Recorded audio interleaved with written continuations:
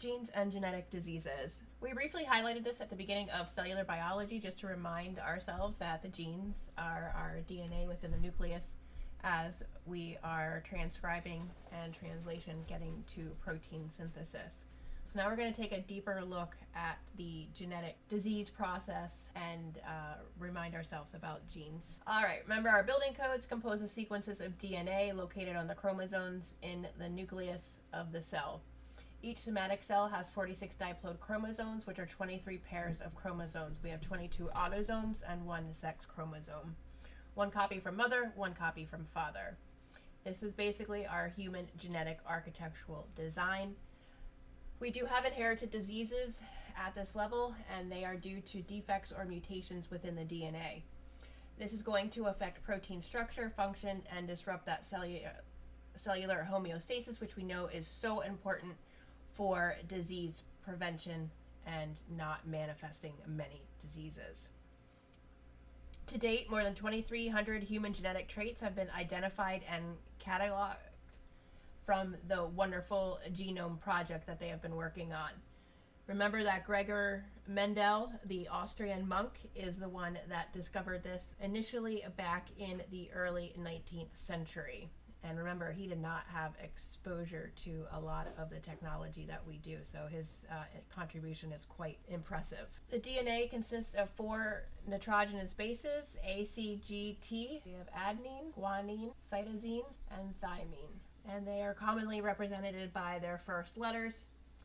Remember that we have that double helix formation with the DNA as a twisted ladder with chemical bonds as its rungs. So each side of the ladder has these regular intervals of the nitrogenous bases. Remember that AT pairs together and GC pairs together. It's really cool that most genetic coding is actually universal between species. So most organisms use the same DNA. You can see the comparisons here.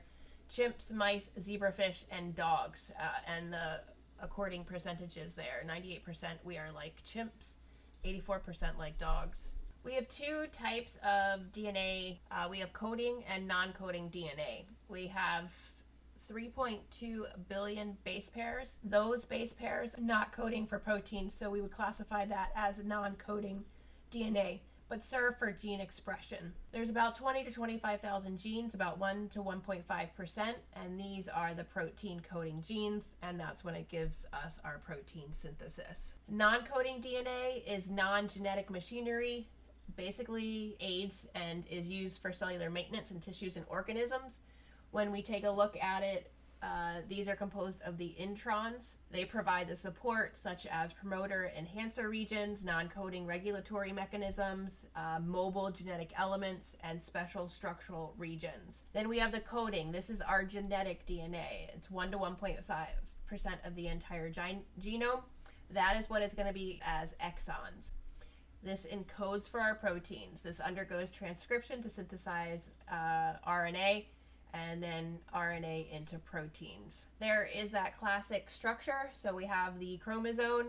It is tightly wound, as you can see, these supercoils, and then the coils are wrapped around these spherical proteins called histones. Histones are high yield when we get into epigenetics. And then as the DNA unwinds itself, we get that classic double helix formation, and here we would have our nitrogenous bases. First up is replication. So the DNA replicates itself by breaking the bond of the hydrogen at the bases and leaves a single strand. It is then involved with this complementary base pairing, and that single strand serves as the model for attracting the base. It will form a new strand of DNA, and this is what we ultimately get for cell division. So we have to be able to replicate ourselves accurately so that the genetic code can be preserved for subsequent cell generations. The proteins involved in this process, DNA polymerase is the primary enzyme used in the base pairings. DNA polymerase is very important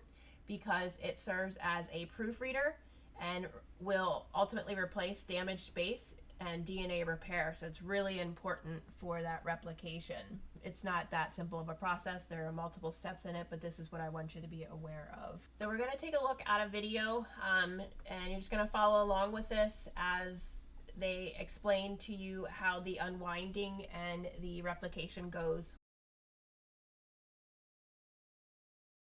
DNA is a molecule made up of two strands, twisted around each other in a double helix shape.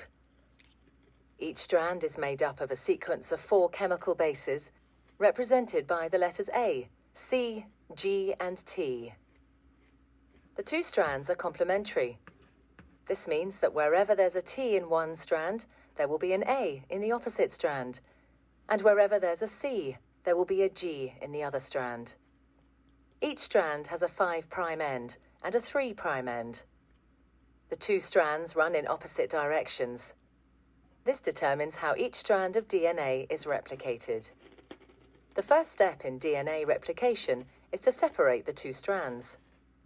This unzipping is done by an enzyme called helicase and results in the formation of a replication fork. The separated strands each provide a template for creating a new strand of DNA. An enzyme called primase starts the process. This enzyme makes a small piece of RNA called a primer. This marks the starting point for the construction of the new strand of DNA. An enzyme called DNA polymerase binds to the primer and will make the new strand of DNA. DNA polymerase can only add DNA bases in one direction, from the 5' end to the 3' end. One of the new strands of DNA, the leading strand, is made continuously, the DNA polymerase adding bases one by one in the 5' to 3' direction. The other strand, the lagging strand, cannot be made in this continuous way because it runs in the opposite direction.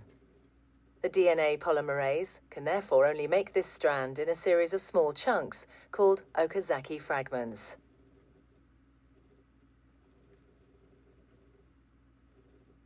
Each fragment is started with an RNA primer.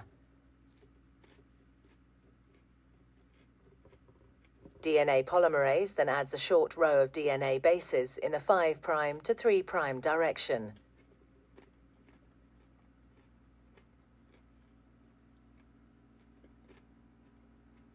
The next primer is then added further down the lagging strand. Another Okazaki fragment is then made, and the process is repeated again. Once the new DNA has been made, the enzyme exonuclease removes all the RNA primers from both strands of DNA. Another DNA polymerase enzyme then fills in the gaps that are left behind with DNA. Finally, the enzyme DNA ligase seals up the fragments of DNA in both strands to form a continuous double strand. DNA replication is described as semi-conservative because each DNA molecule is made up of one old, conserved strand of DNA and one new one. We can get some aberrations here, and they are considered protein coding mutations. A mutation is a permanent change in the DNA, and this is caused by certain substances we call mutagens. Radiation is a big mutagen. Some chemicals, such as alkylating agents, vinyl chloride, formaldehyde, those would be chemical. Alkylating agents are certain chemos. Sodium nitrate, which is a big one that's found in preservation of food. The mutation rate is still quite rare. So it's 10 to the -4th to 10 to the -7th per gene per generation. It will vary from one gene to another and are greater when we're talking about those larger. There are things called mutational hotspots, and these are sequences where there's high mutation rates, and it is particularly found when cytosine is followed by guanine.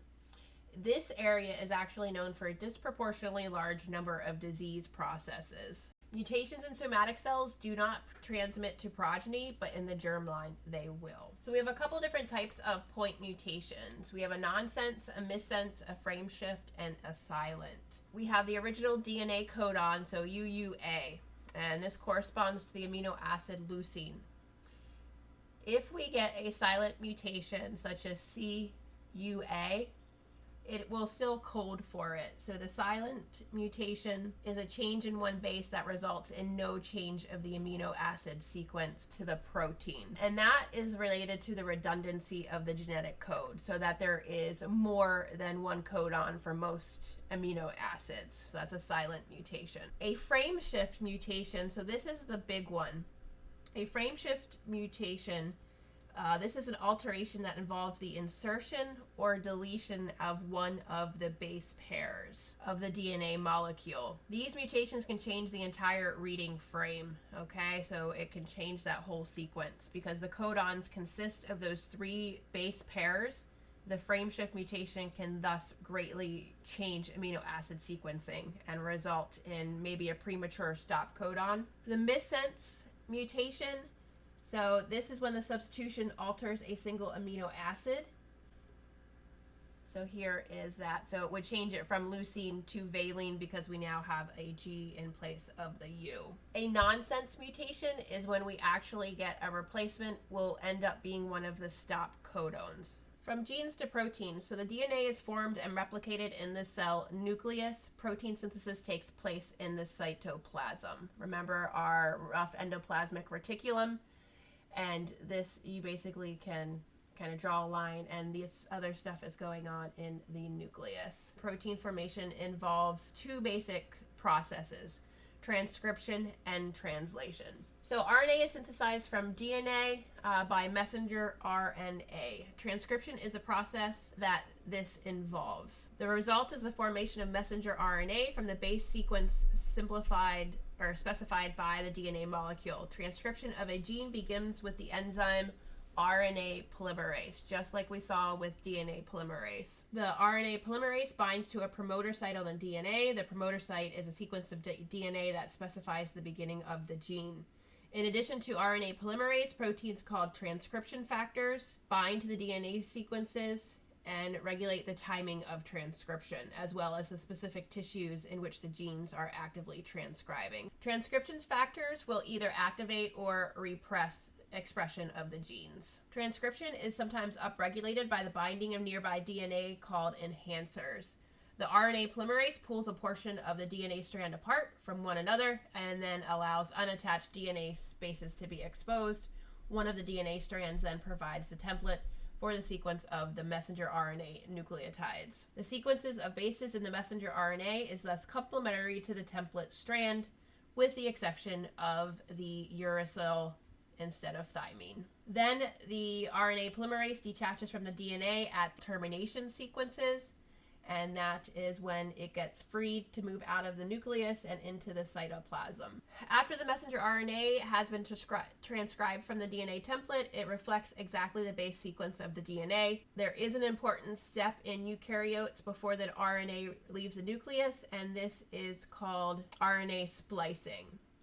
So many of the RNA sequences are removed, and the remaining sequences are spliced together to form functional messenger RNA that will migrate into the cytoplasm. These excised sequences are called introns, and the sequences that are left to code for proteins are called exons. So there is what that process looks like. The function of the introns is currently not very well understood. Last process is translation, and this is the process by which the RNA directs the synthesis of the polypeptide. Messenger RNA cannot directly code for the amino acids, so we have transfer RNA. This is a cloverleaf-shaped strand of about 80 nucleotides. The transfer RNA molecule has a site for the attachment of the amino acid. At the opposite side of the cloverleaf is a sequence of 3 nucleotides called the anticodon. The anticodon undergoes complementary base pairing with the appropriate codon in the messenger RNA, and then the messenger RNA specifies the sequence of amino acids acting through the tRNA. It is then aided by the ribosomes for protein synthesis. When the ribosome arrives at the termination signal on the messenger RNA sequence, translation and polypeptide formation stop, and then it's released in the cytoplasm where it goes out to do its job. We ultimately get that protein synthesis transported to the endoplasmic reticulum. That's where the mature messenger RNA transcribes it, and we get translation. So each amino acid is coded by 3 consecutive bases, and that's what that codon is. So here's alanine, threonine, glutamate. There are 20 amino acids, but there are more than one codon for most of the amino acids. So we may have 3 or 4 codons for arginine. There are 3 specific stop codons, and this terminates the transcription process. So human cells are categorized into 2 cell types. We have the germline cells, which are our sperm and eggs, and then we have the somatic cells, which are all other cells. Each somatic cell has 46 chromosomes. It's considered diploid. We have 1 copy from mother, 1 copy from father, and the somatic cells are formed through mitosis and cytokinesis, which we talked about in cell biology. The germline is haploid, meaning it has 1 member of each chromosome for 23 chromosomes only. That one is formed through meiosis. So meiosis is the gametes formation. So we get haploid cells. They only have 1 member of each chromosome pair, giving them a total of 23 chromosomes. The process by which these haploid cells are formed to diploid size is called meiosis. So this is what happens with the gametes formation. So the process of meiosis involves 2 sets of cell division occur, resulting in 4 haploid cells. We get recombination, which is the mandatory exchange of that chromosomal information between the homologous chromosomal pairs, both maternal and paternal chromosomes. The recombination results in swapping of those homologous chromosome segments and creation of novel haplotypes that are a chimera of genetic information from both previous parental chromosomes. Independent assortment. So remember that this is when chromosomes segregate independently from each other during both sets of cell division, yielding those 4 haploid genomes, which can contain the mix of maternal and paternal genomes. The combined process of recombination and independent assortment assure that each gamete has a unique haploid genome, different from the organism in which they were formed and different from those parents. These are mechanisms that are the primary forces of increasing genetic diversity among reproduction. We can get some chromosomal abnormalities. This is classified due to aberrant chromosomes and related to the number of abnormal chromosomes. So we have a couple different chromosome definitions here let's talk about. Polyploidy, so this is the term that is used when the euploid cell has more than the diploid number of chromosomes. So it's said to be polyploidal cell. A zygote that has 3 copies of each chromosome rather than the usual 2 forms a polyploidal. We have 2 examples of this, so triploidy or tetraploidy. So triploidy would be 3 chromosomes times the 23, which we would get 69. Tetraploidy would be 4 copies of each chromosome. These are usually spontaneously aborted or stillborn. If they make it into life, they will die shortly after birth. They are relatively common conditions at conception, and they account for approximately 10% of known miscarriages. Aneuploidy, these are defined as those that do not contain a multiple of 23. An aneuploid cell contains 3 copies of 1 chromosome. That is considered trisomic. We also have monosomy, which refers to the loss of a chromosome. And then we have sex-linked, and this is related to an extra or a loss of one of those chromosomes. So aneuploidy of the sex chromosomes is usually less serious than the autosomes when we're talking about the Y chromosome, because there's very little genetic material that's stored on the Y chromosome. For the X chromosome, however, inactivation of that extra chromosome largely diminishes their effect. If there is a zygote that bears no X chromosome, it usually will not survive. We do have aberrations that have an extra, such as internal or Klinefelter syndrome. Aneuploidy is a result of non-disjunction, which is an error in the homologous chromosome, or sister chromatids fail to separate normally during meiosis. So let's take a look at some general features of chromosomal disorders. We already talked about deletion and excess, and then we have these other things called translocations, and those are just abnormal arrangements. We have a called the Robertsian translocation. We have a picture of that coming up. If there's a loss of chromosomal material, it usually results in a worse presentation with severe defects. You may have either a complete chromosome, such as trisomy, or part of a chromosome, which is the Robertsian translocation. Sometimes with sex chromosome disorders, they do produce these subtle abnormalities, and they're not always detected at birth because we don't have a lot to do with this yet. So once puberty is established, then they usually present with infertility, such as in Klinefelters. Most cases, risk of recurrence is low because chromosomals result from de novo changes, which mean new changes. The exception is the translocation form of Down syndrome. So when we take a look at abnormalities of chromosomal structure, we have these 4 structural variations. We have deletion, duplication, inversion, and translocations. A chromosomal translocation occurs when portion of one chromosome gets fused with a portion of a chromosome. So here we have the ABL gene and we have the BCR gene. So these are located on chromosomes 9 and 22. We get a translocation where we get portions of the 22 and it gets fused. The ABL and BCR gene becomes fused together, and that is considered a 9-22 translocation. And the way that we write translocations is, and that results in chronic myelogenous leukemia, so high yield. Know your Philadelphia chromosome. Here is the Robertsian translocation. So we have a normal non-homologous chromosome. We get breaking and rejoining, and then we get this fragment, which is usually lost, but then we have this Robertsian translocation.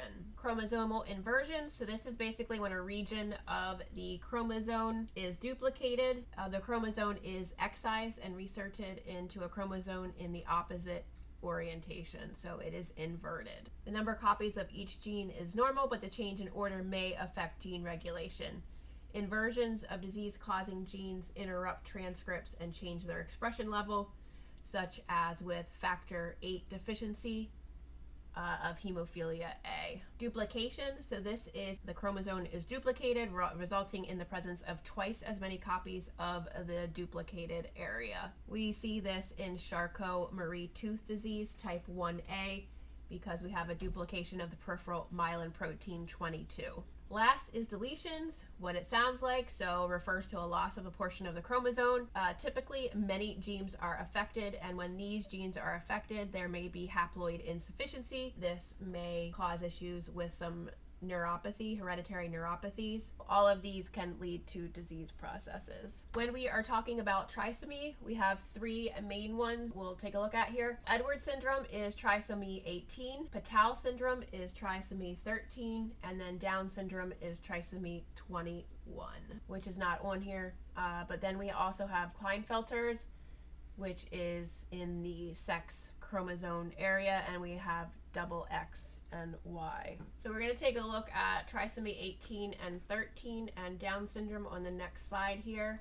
You do have these common features which you need to be aware of. So you have mental retardation, we have a lot of neck skin, we have these epicanthic folds and flat facial profile. The simian crease is high yield, congenital heart defects, intestinal stenosis, umbilical hernias. They are predisposed to leukemia. We have this gap between the first and second toes, and they will be hypertonic. When we look at Edwards syndrome, which is trisomy 18, so what happens here is we have that prominent head. There is mental retardation. We have the addition of micrognathia, which is that small jaw, very low set ears.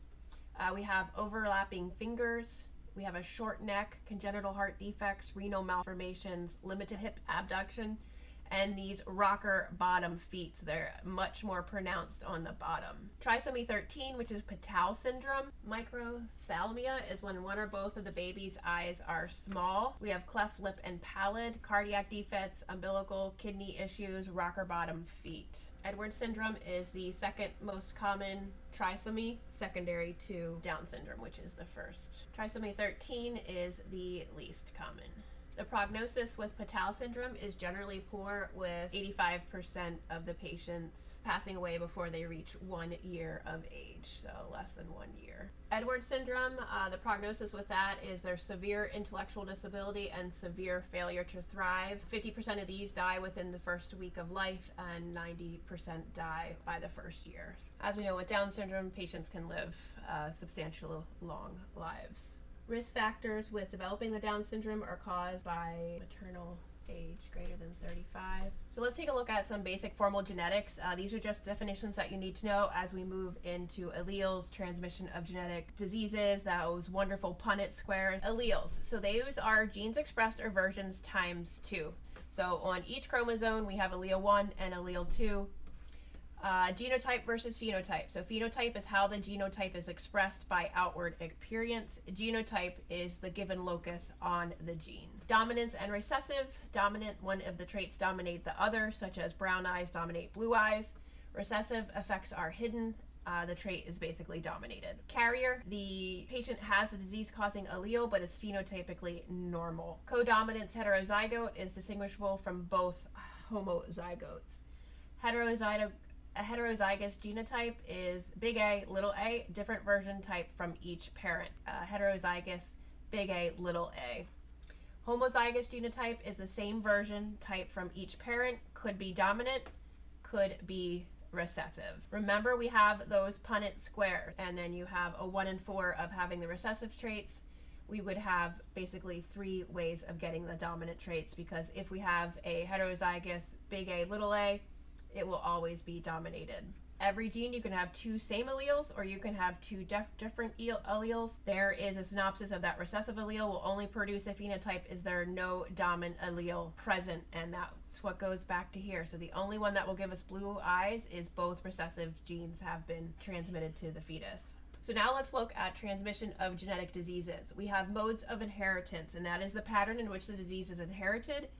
Once this is known, it has a dramatic effect on treatment of the disease itself, in addition to identifying future risk in your family. We have inheritance patterns described as either Mendelian or non-Mendelian. Single gene, monogenic genetic disorders are Mendelian patterns of inheritance. They are relatively rare and are often first recognized clinically by their predictable patterns of inheritance in families. Other non-Mendelian are these polygenic or multigenic, so it's more than one gene, and that's what accounts for the other types of diseases such as hypertension, diabetes, schizophrenia.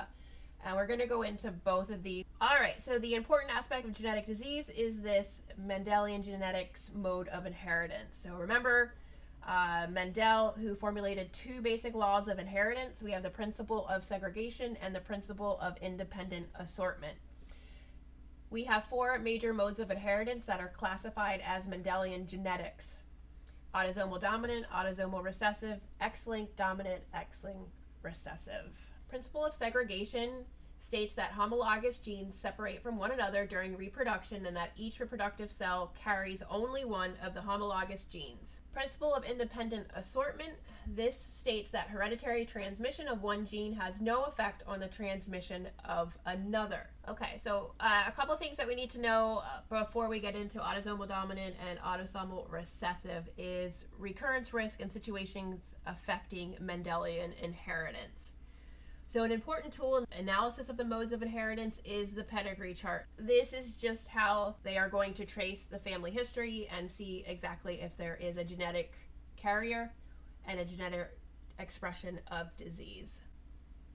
A few things that you need to know about is that the pedigree begins with one individual in the family, and that is termed proband. And this is typically the first patient that will be seen or diagnosed in the clinic with the condition. It's Propositus for the male and Proposita for the female, or proband. So those would all be interchanged. So what is the chance that the child will develop the disease if there is genetic disease present in your family?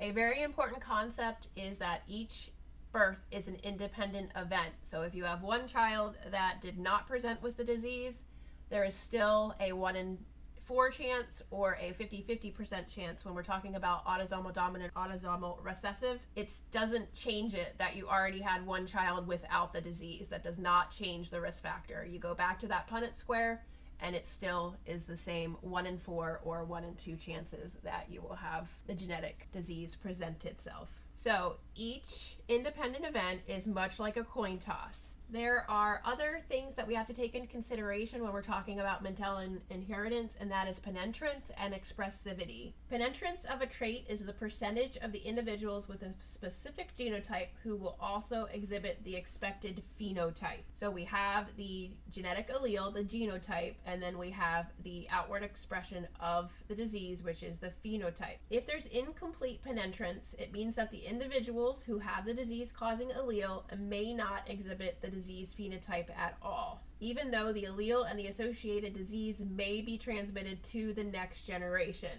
You can have complete penetrance, and that is basically that it will be manifested as a phenotype of everybody that's affected.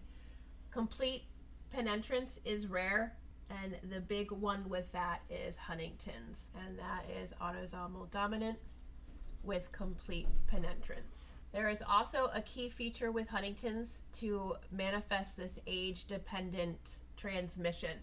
So age-dependent transmission means that the key feature of the disease and symptoms are usually not seen until a specific age. Patients usually don't present until they're 40. Thus, they have already had children before they knew that they had the disease, which allows for the passing on of that disease. Individuals whose parent has a disease have a 50% chance of developing it in middle age, just like their parent did. Other age-dependent penetrance important genetic diseases such as familial breast cancer, familial colon cancer, hemochromatosis, and polycystic kidney disease.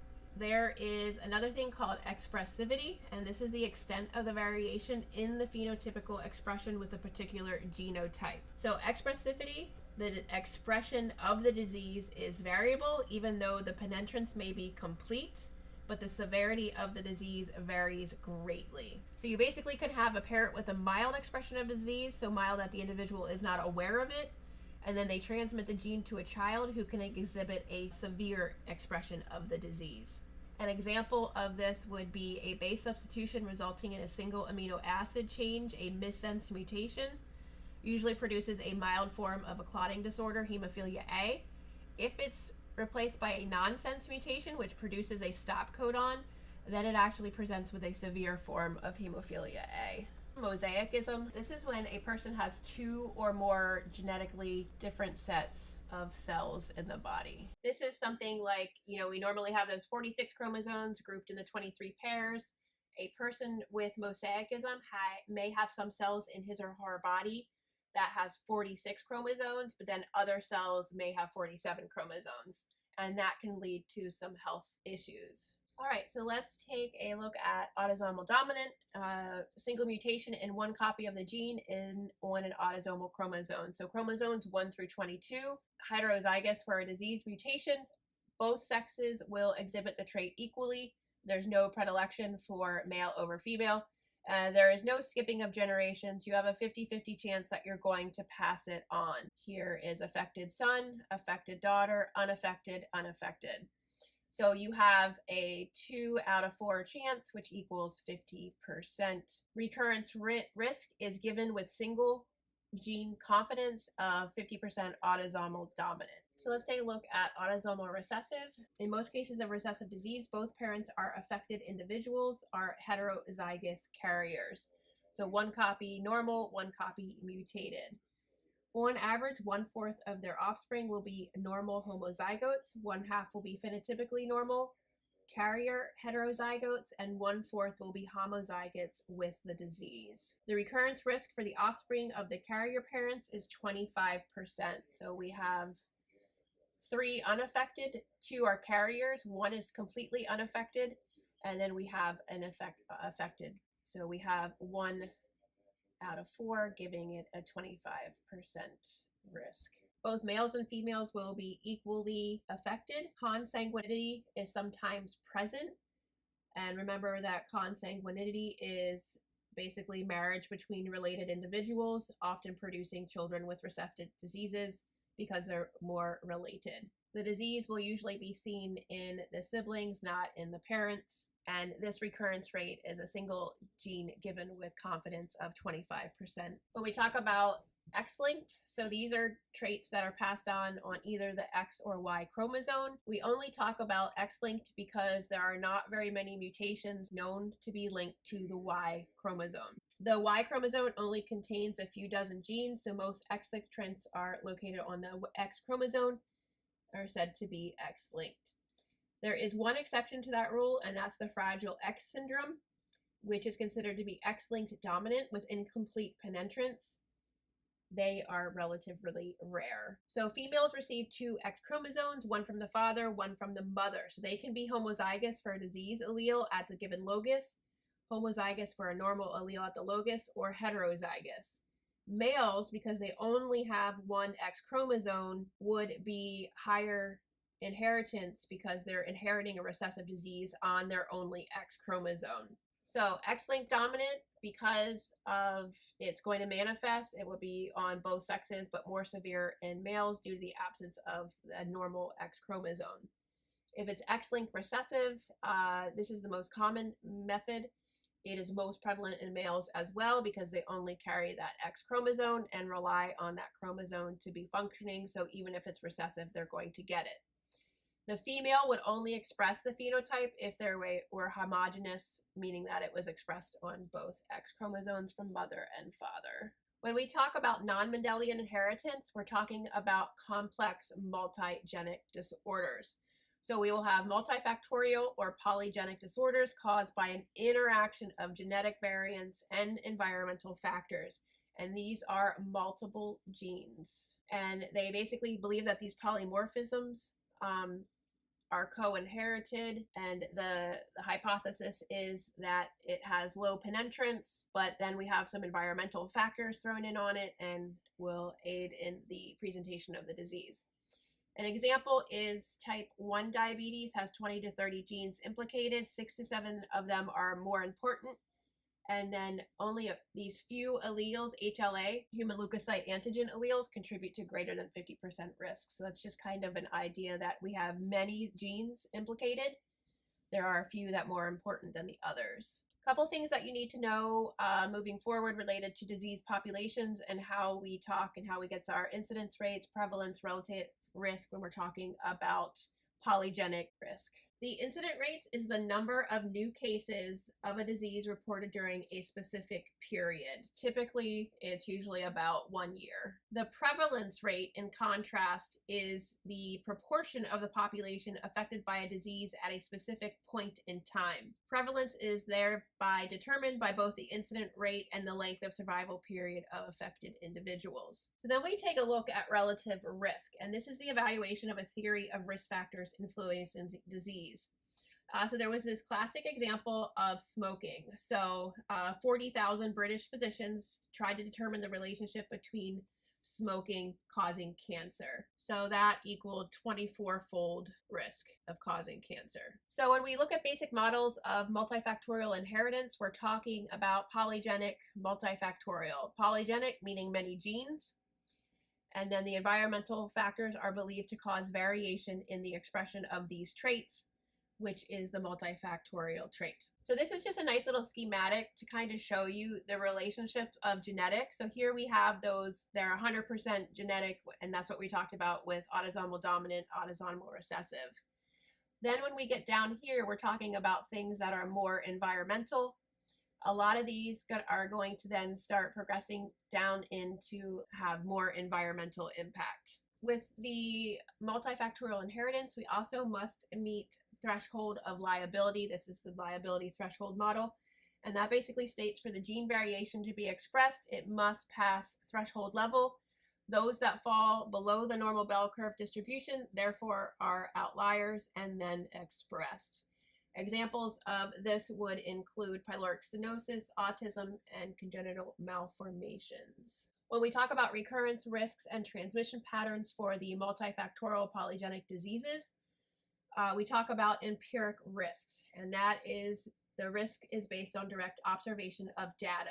So to estimate empirical risks, a large series of families is examined in which one child has developed a disease. Remember, that is that proband. So the proband is that first child or patient with the disease. So things that we have to take into consideration for these multifactorial diseases are these four risks here. You're going to have more increased risk if more than one family member is affected. Makes sense, right? Because it's presenting in more than one family member.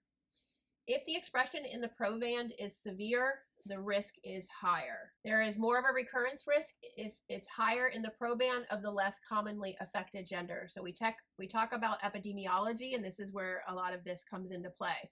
So let's say we're talking about SLE. So we know that SLE is a 9 to 12 to 1 presentation of female to male. So what this means is if it's higher in the proband of the less commonly affected gender. So let's say it would be a male presentation of lupus.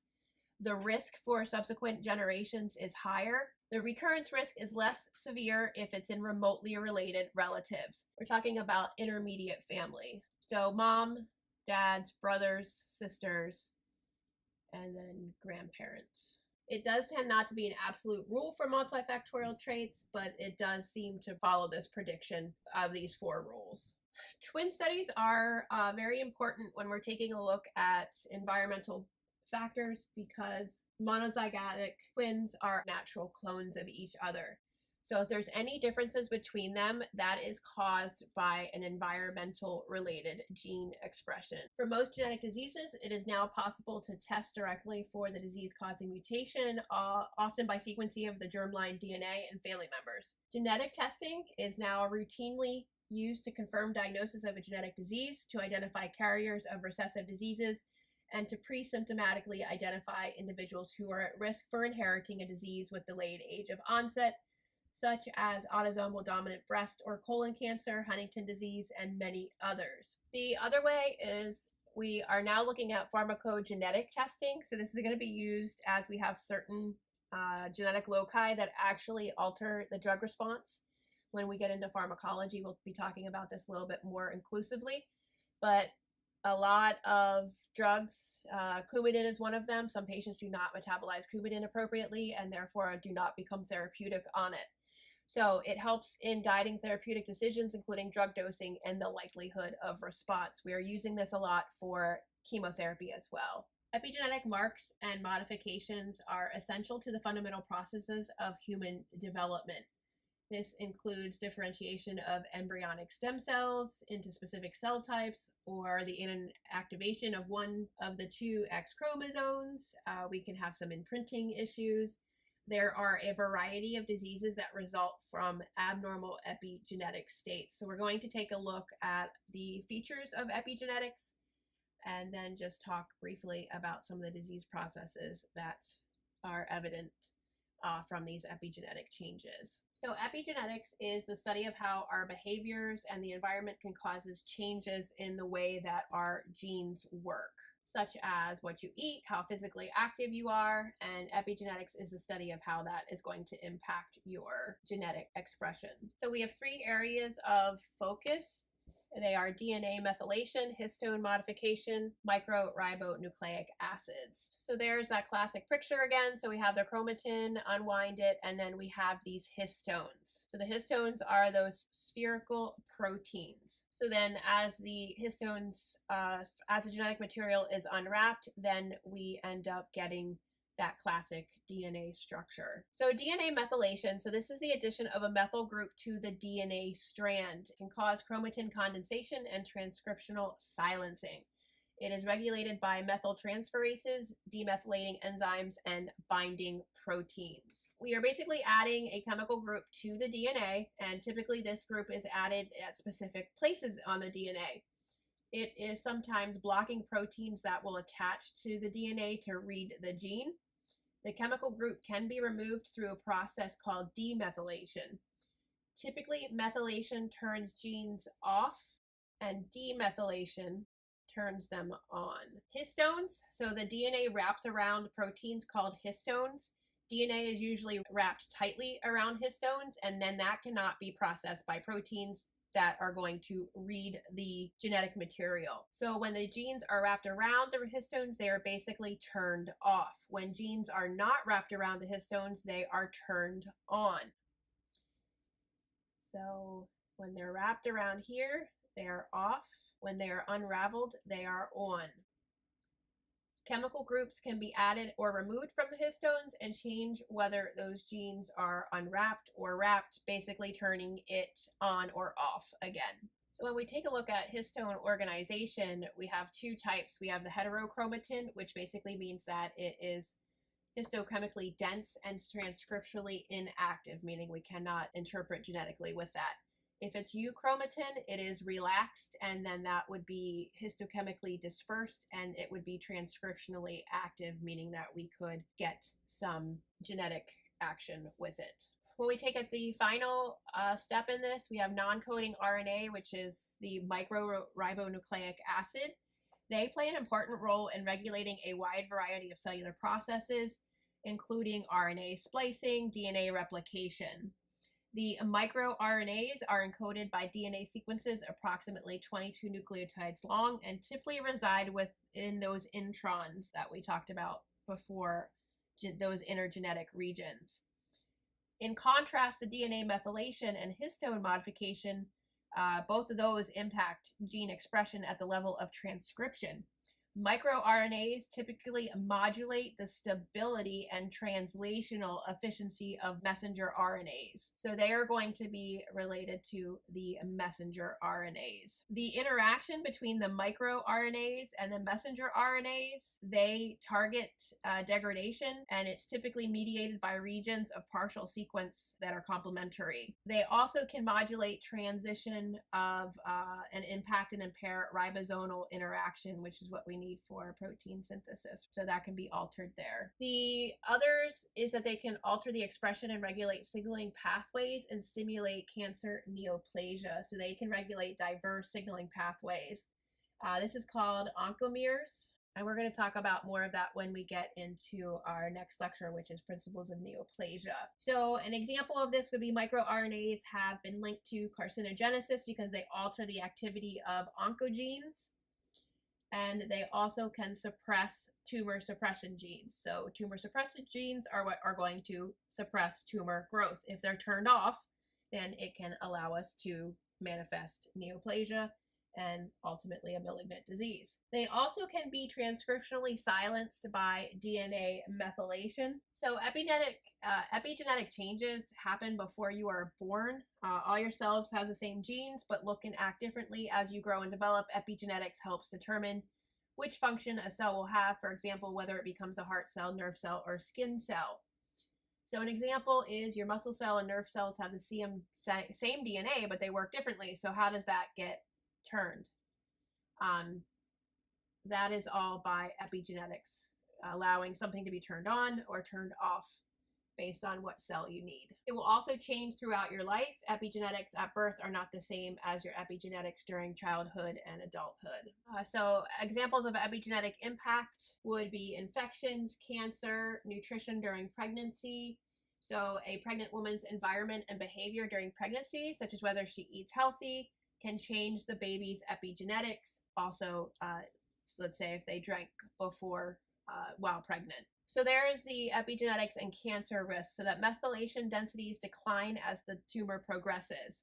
It can increase the activity of oncogenes, which basically turn on the cancerous process. Also, there are tumor suppressor genes, which are highly methylated, therefore decreasing their ability to transcript and decrease their effectiveness. These epigenetic variations can be reversed. So now let's take a look at some selected genetic diseases. Both Mendelian and polygenic modes of inheritance. First up are congenital malformations. So these are structural defects present at birth. They do not imply or exclude genetic impact. There are environmental influences, but basically there's a primary error in the morphogenesis. Disruptions result from a secondary destruction of a normal organ, deformations. We may have a single localized aberration in organogenesis, malformation, agenesis, or atresia. So congenital malformations include a large spectrum of malfunction. Major items with this are cleft palate, pyloric stenosis, neural tube defects.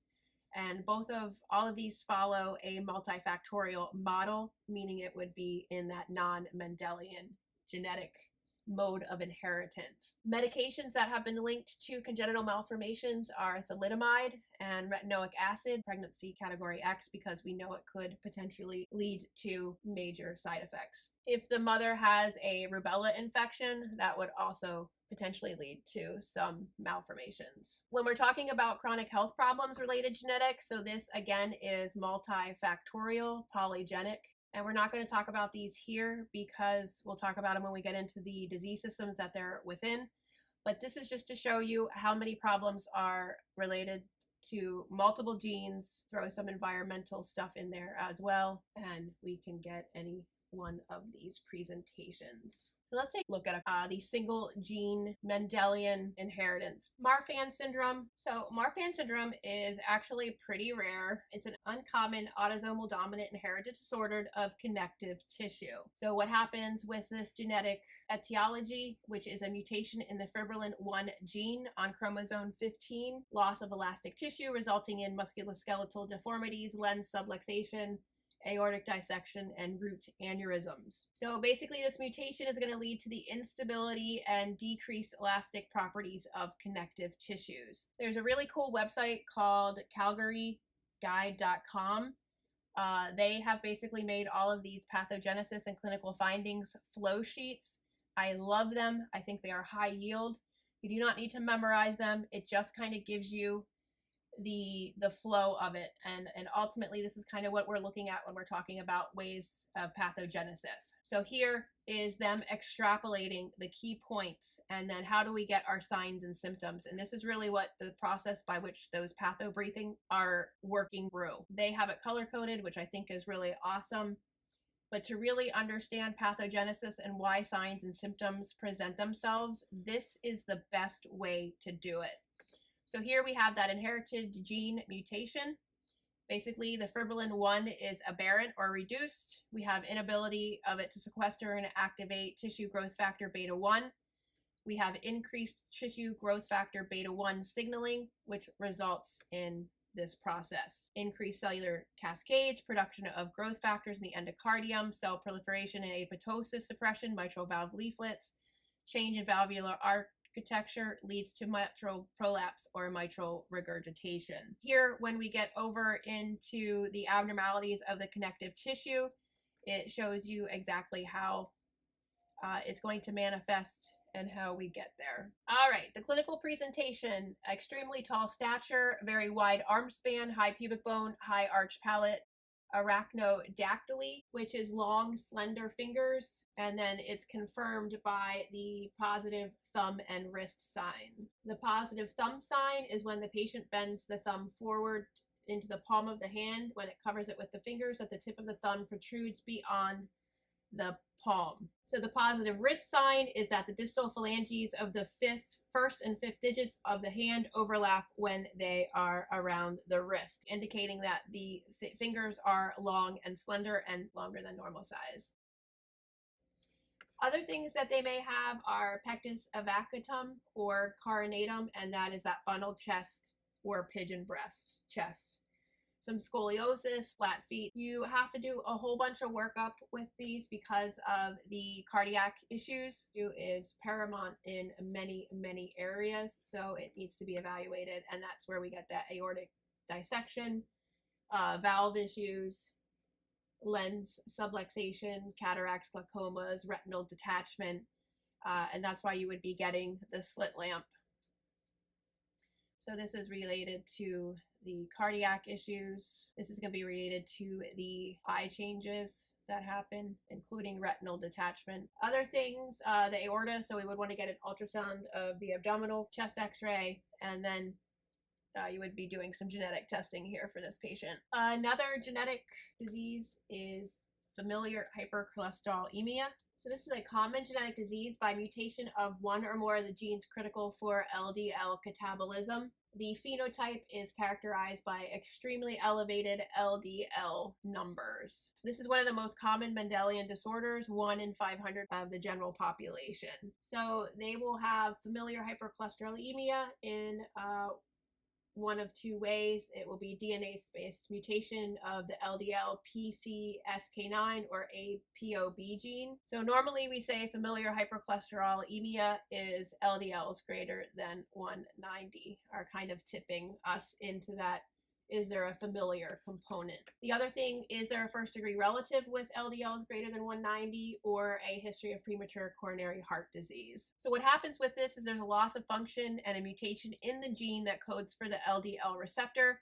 This basically involves transport metabolism of cholesterol. There is no checkpoint and allows for uncontrolled synthesis of cholesterol, which is going to induce premature atherosclerosis, and likely you will have premature coronary heart disease. When we take a look at pathogenesis of familiar hypercholesterolemia, you do have to understand pathogenesis of lipids. We will talk about this more in depth in the cholesterol lecture. Right now, just want you to be aware that this is a Mendelian genetic manifestation of disease. Next up is Turner syndrome. So this is a syndrome where only one X chromosome, so this is an example of monosomy X or XO. And these patients will have a normal lifespan. Don't necessarily know why it happens, so that etiology is unknown. It accounts for about 1 in 2,500 live births. Typical presentation, I have a picture of it coming up here. We have epicanthal folds, we have low posterior hairline. Cubitus valgus is basically the elbow deformity where it points out. They have broad chest with widely spaced nipples. There are some cardiovascular anomalies, hyperconvex fingernails, pigmented nevi, and sex chromatin negative. They kind of have that neck webbing feature, and that's what this is here. These will have a normal lifespan. What happens is there's that complete or partial loss of the chromosome X, which leads to genetic haploinsufficiency and encoded autosomal genes largely responsible for the phenotype. Overall, intellect is considered normal, although there may be some specific strengths such as verbal skills, and then other things may be challenges, maybe visuospatial or math skills. So they'll excel in certain things and not in others. Klinefelter is the karyotype 47XXY without mosaicism. And this occurs approximately 1 every 500 to 1,000 male births.